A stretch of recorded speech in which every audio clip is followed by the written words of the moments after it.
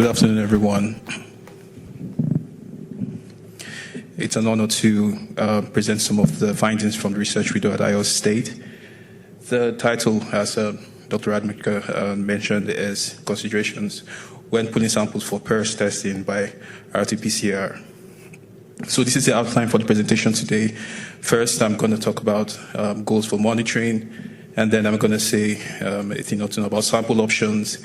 Then I'm going to talk about pulling aggregate samples, and then I'm going to say a thing or two about implications of pulling using a hypothetical fixed budget scenario. And at the end of the day, we're going to have some conclusions and take-homes. So some goals for PRRS monitor surveillance could be just to detect a pathogen or some evidence that has been there before. So there are a couple of reasons: outbreaks, routine monitoring, or some decision. For example, where do I move this herd, if they are shedding or not, to site X or site Y? Another goal could be to estimate prevalence, and that could be used for some control or to appraise the control or elimination strategy. It could also help with biosecurity planning. The central idea here is, whatever reason it is really important that for your surveillance to be effective, it addresses the question that you're carrying out the process for. And another thing to consider also is, what is really the cost of an error? For example, you would agree with me that the stakes are different for a practitioner who just wants to know to monitor, just wants to know the status for a week, compared to someone who needs to know if those pigs are shedding to decide what side those pigs are going to. So what are sample options? It's common knowledge that serum is a reference standard sample, but you would agree with me that it's impractical to use the sample, especially in low prevalence. And if you are expecting a prevalence of about 3%, you have to sample about 100 pigs. And that further ties our hands when we think about common research knowledge that sampling frequency is almost as good as sampling intensity. And this is where alternative samples come in, help with time, cost, convenience, and research shows that there's more health sensitivity, research and experience. So alternative samples could be individual pig samples, in which case there are oral swabs, nasal swabs, ear, vein, blood swabs, or they could be aggregate samples, for example, processing fluids that are collected from pigs that are below 7 days of age, and can be aggregated at the level of the litter, at the room, or the barn. Another aggregate sample is family oral fluids. These are used to monitor weaning age pigs, and are just oral fluids collected from the sow and her piglets, and these are aggregated at the level of the litter. Even though this alternative sample offers a very good strategy for saving costs, using them can be cost prohibitive in very low prevalence. For example, herd that wins multiple rooms and very large rooms using FOF is going to be expensive to test every litter every week. So when we have this kind of cost constraints, one way place our mind usually goes to is to pool. There have been a couple of studies to assess pooling of aggregate samples. So how does pooling affect probability to detect PRRS by PCR? The first study I'm going to talk about is by Will Lopez, and this figure you can see there summarizes the results of the research.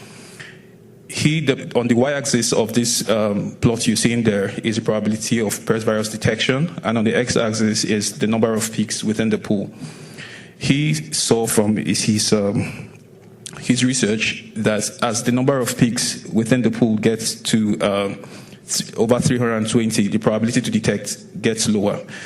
Anyway, all of this assumption within the ambit of his experiment. And then he came up with this recommendation that, hey, even as you pull the samples, try your best not to let more than 323 pigs be within these pools. Otherwise, you probably would have a false negative. I'm going to talk about another similar experiment, but this was with family oral fluids. This plot you're seeing there also summarizes the results of the research. On the y-axis is the probability of PCR detection, and on the x-axis is the dilution factors. There was a little difference in the way this particular experiment was carried out compared to the last one. Here, the CTs of the samples were considered in the analysis. As a quick reminder, the CT is a good proxy of the virus concentration within the sample. The lower the CT, the higher the expected viral particles within that sample. So basically, as expected too, the probability of detection decreased with increasing CT and also decreased with increasing dilutions. There were least square mean estimates, there were some probability models, and then estimates were used to create hypothetical scenarios to actually appreciate the results and to give recommendations on pooling. So those points there represent undiluted 1:3, 1:5. The highest dilution for this study was 1:20. And then the recommendation was you should list the least pooling your budget can support. And there's a hypothetical scenario to further buttress this. In this hypothetical scenario, there's a 60 crate room, and then there's a fixed budget for 3 PCRs.